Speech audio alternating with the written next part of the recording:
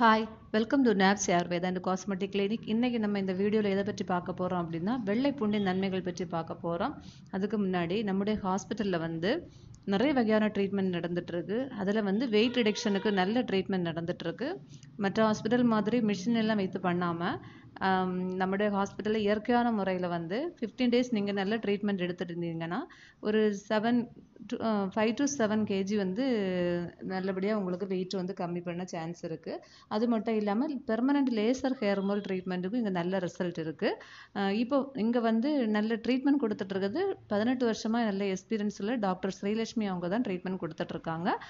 இப்போ வாங்க வீடியோக்குள்ளே போகலாம். இந்த வீடியோ உங்களுக்கு பிடிச்சிருந்ததுன்னா லைக் பண்ணுங்கள், ஷேர் பண்ணுங்கள், கமெண்ட் பண்ணுங்கள். வாங்க வீடியோக்குள்ளே போகலாம். வெள்ளை பூண்டுன்னு சொன்னாலே எல்லாருக்கும் தெரியும். அதன் நன்மைகள் தான் நான் என்ன சொல்ல போகிறேன். பூண்டு உலகம் முழுவதும் பல்வேறு உணவு முறைகள் பரவலாக பயன்படுத்தக்கூடிய ஒரு பொருளாகும்.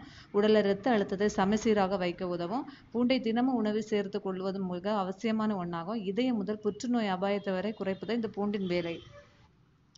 சிலருக்கு சத்து குறைபாடுனாலும் எலும்புகள் தேய்மானம் அடைந்து முட்டு வலி, கால் வலி, இந்த மாதிரி வலிகள் எல்லாம் அடிக்கடி வந்துக்கிட்டே இருக்கும்.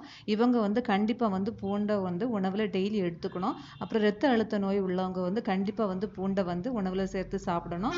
உணவில் பூண்டு சேர்த்து நேரடியாக சாப்பிடும்போது அது ரத்தத்தில் நேரடியாக கலந்து உள்ள நச்சு பொருட்கள் எல்லாம் இது பண்ணி அவங்களுக்கு உடம்புல ரத்தத்தை சுத்திகரித்து இதயத்துக்கு நல்ல ரத்தத்தை எடுத்து செல்றதுக்கு நல்ல ஒரு உதவியாக இருக்கிறது. அப்புறம் கொலஸ்ட்ரால் உள்ளவங்க கண்டிப்பாக பூண்டை அதிகமாக உடம்புல சேர்த்துக்கணும். அப்போ உணவில் நம்ம அதிகமாக பூண்டை சேர்த்துக்கும் போது அதில் நல்ல கொலஸ்ட்ரால் நம்ம உடம்புல தக்க வைக்க முடியும். நம்ம உடம்புல பொதுவாக நல்ல கொலஸ்ட்ரால் கெட்ட கொலஸ்ட்ரால் ரெண்டுமே இருக்கும். ஆனால் இந்த பூண்டை நம்ம அதிகமாக உடம்புல உணவில் அதிகமாக எடுத்துக்கும் போது இந்த நல்ல கொலஸ்ட்ரால் அதிகப்படுத்தி கெட்ட கொலஸ்ட்ராலை கம்மி பண்ணுது.